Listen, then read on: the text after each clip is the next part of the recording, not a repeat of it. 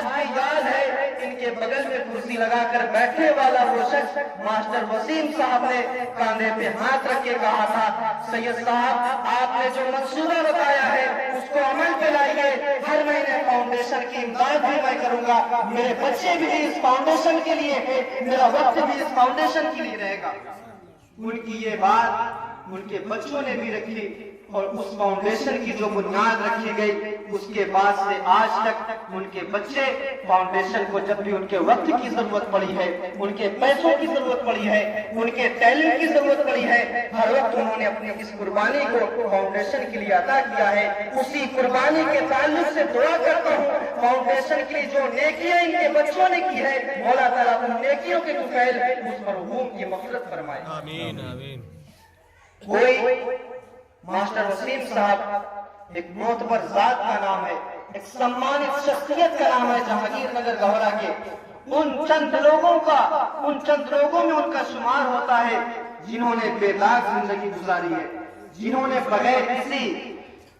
کو پریشان کیے ہوئے اپنی زندگی گزاری ہے، کبھی کسی غریب کو ڈانٹا نہ ہوگا، ان کا اخلاق اتنا اچھا تھا، اپنے چھوٹوں سے ہمیشہ بڑھ کر سلام کرنے والے تھے، علماء اور حفاظ اور اماموں کی ہمیشہ عزت کرنے والے تھے۔ جو تو تینوں مسجد میں تراویح ہوتی ہے، لیکن کچھ لوگ ہوتے ہیں جو صرف اپنے محلے کی مسجد میں پیسہ دیتے ہیں، انہی گاؤں کے کچھ لوگوں میں ایسے کچھ لوگ ہوتے ہیں دو چار جو سارے گاؤں کے مسجد میں اماموں کو پیسہ بھیجتے ہیں، ان لوگوں میں ماسٹر وسیم احمد کا شمار ہوتا تھا، جو گاؤں کی تینوں مسجدوں میں اماموں کے لیے پیسہ بھیجا کرتے تھے۔ ایسے لوگ کبھی کبھی پیدا ہوتے ہیں اور جب ایسے لوگ دنیا سے جاتے ہیں تو بتا دیا گیا کہ پرسوں کا جو دن گزرا ہے وہ جہانگیر نگر گورا کے لیے ایک ایسا غم کا دن تھا کہ ایک 5 سال کے بچے سے لے کر 70 سال کے بوڑھے آدمی کے آنکھوں میں آنسو لے آ رہا تھا۔ وہ ذات ماسٹر وسیم صاحب کی تھی۔ ایسے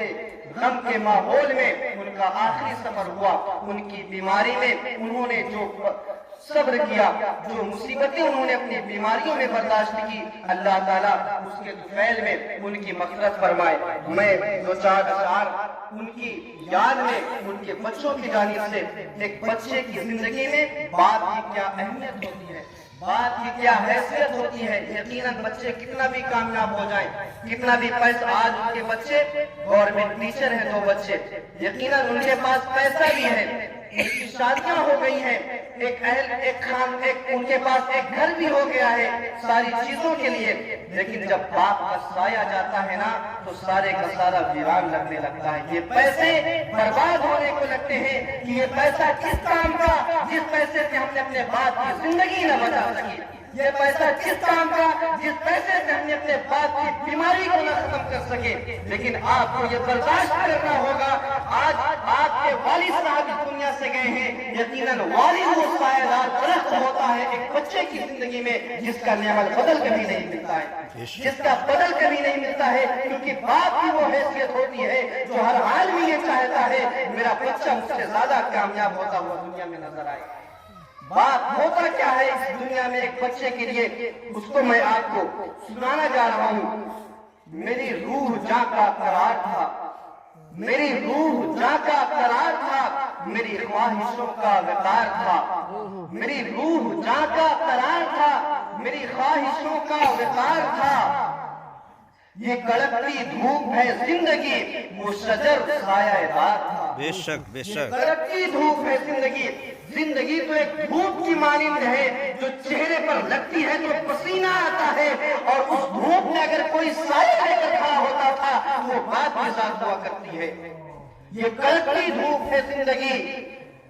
یہ کڑکتی دھوپ ہے زندگی، وہ شجر کے سایہ دار تھا، وہ نہیں رہے میرے پاس اب تو یہ الجھنوں میں ہے زندگی، وہ نہیں رہے میرے پاس اب تو یہ الجھنوں میں ہے زندگی، وہ نہیں رہے میرے پاس اب تو یہ الجھنوں میں ہے زندگی، وہ تھے زندگی میں تو زندگی میں فقط سکون و قرار تھا، وہ تھے زندگی میں تو زندگی میں فقط سکون و قرار تھا، میرے سارے کھیل کھلونے تھے جو اگر تو ان کے ہی دم سے تھے، میرے سارے کھیل کھلونے تھے جو اگر تو ان کے ہی دم سے تھے، میری کامیابیوں عزتوں میں انہی کا دست وقار تھا۔ میرے مولا تو انہیں معاف کر ہمیشہ ان کو ان کی حروف پر، میرے مولا تو انہیں معاف کر کہ ہمیشہ ان کی حروف پر تیرا رحم اتنا کہ جس قدر انہیں میری جان سے پیار تھا، اتنا رحم ان کے روح پر کر کہ جتنا انہوں نے اپنے بچوں سے پیار کیا تھا، اپنی اولادوں سے پیار کیا تھا۔ ماسٹر وسیم صاحب کی ذات ہوتی، آخری بات کہہ رہا ہوں، صرف وہ اپنی اولادوں سے نہیں بلکہ غریب کے بچے سے بھی اتنی محبت کرنے والے شخص تھے جتنا اپنے بچوں سے محبت کرتے تھے، ایک امام سے اتنی ہی محبت کرتے تھے۔ حافظ شمشاد صاحب کو کبھی احساس نہ ہوا ہوگا کہ وہ اپنے گھر میں نہیں ہے، جب بھی اس گھر میں آتے ہیں تو وہ بتاتے ہیں ایسا لگتا ہے کہ ماسٹر صاحب سے جب ملتا ہوں تو میں اپنے باپ سے مل رہا ہوں، میرے باپ سے میری ملاقات ہو رہی ہے۔ ایسی شفقت والی زندگی گزار کر ماسٹر صاحب گئے ہیں، یقیناً اللہ کی رحمت سے امید ہے مولا تعالیٰ ایسے اپنے بندے کو اپنے جوار میں جگہ عطا فرمائے گا، اپنی رحمتوں کا صلہ عطا فرمائے گا، اپنے قربت عطا فرمائے گا اور قبر کو نقطۂ نور بنائے گا۔ نبی کریم صلی اللہ علیہ وسلم کے صدقے طفیل میں کروٹ کروٹ اعلیٰ سے اعلیٰ مقام عطا فرمائے گا اللہ تعالیٰ۔